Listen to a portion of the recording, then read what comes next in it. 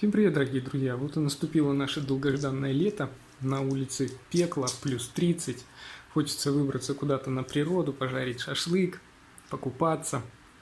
Ну и нужно брать с собой продукты. А по такой жаре оно очень быстро испортится. Что делать, если у вас нету термосумки? Вам понадобится вот такое вот ведро.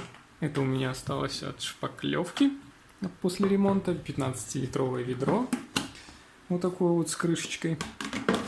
И также у меня есть вот такие вот, грубо говоря, термоэкраны. Я их использую зимой.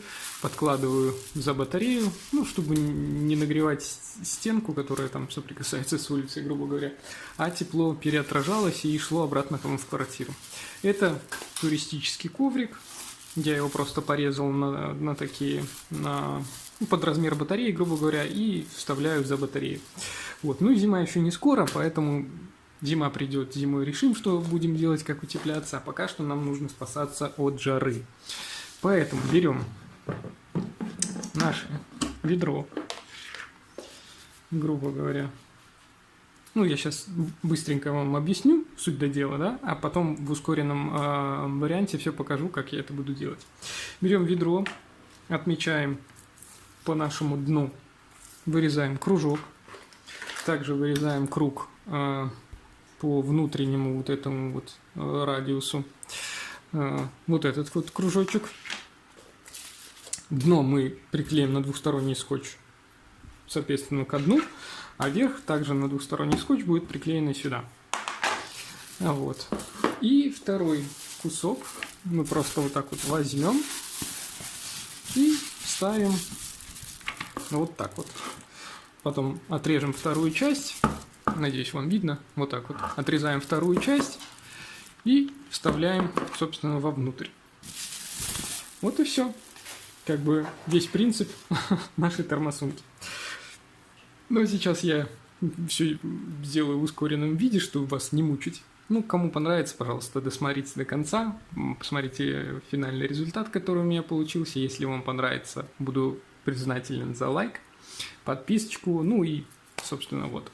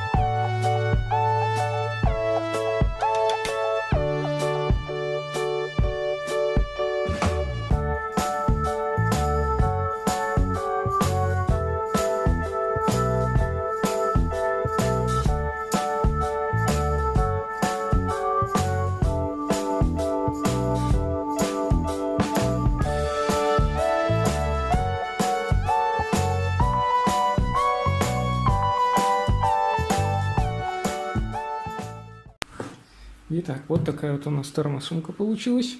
Термоведро. Будет правильнее сказать. Ух ты, как она плотненько сидит. Вот она открывается у нас.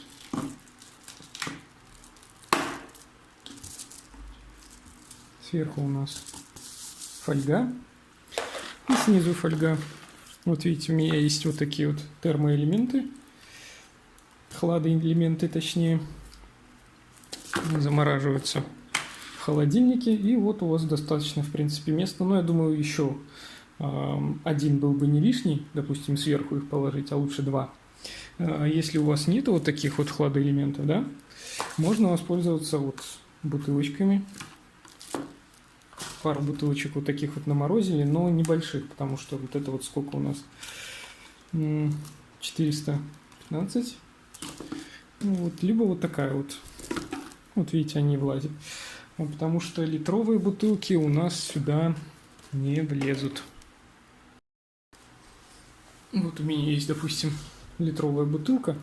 Она уже замороженная, но она вот максимум вот так ложится, потому что если будете давить, вы порвете пленку. Поэтому, в принципе, лучше использовать несколько вот таких вот маленьких. Их можно вот даже в центр, грубо говоря, поставить, либо вот как-то так, ну, а вокруг них уже накладывать свою, собственно, еду, свои напитки. Вот. Ну и правильно, не влезет литровое пиво, ну и бог с ним. На природу надо ходить в трезвом уме, правильно? Особенно если вы идете купаться, либо еще что-то. Вот такое вот ведерко у меня получилось. Закрывается достаточно плотненько. Вот.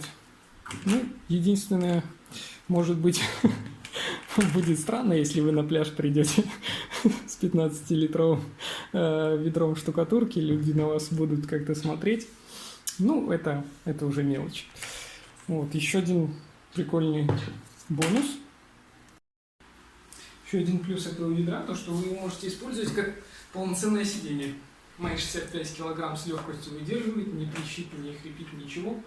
Вот, понадобилось мне 20 минут, чтобы сделать такое ведро, такую термосумку. Поэтому вот, не надо тратить там кучу денег. Да, может оно не сильно долго будет держать холод, но думаю, для поездки на пляж этого вполне будет достаточно. Единственное, заморозьте воду заранее. Вот. Ну, ребят, надеюсь, вам мое видео было полезным. Если да, пожалуйста, палец вверх. Не хватит сидеть дома, давайте дуйте на пляж, загорайте, купаться и хороших выходных.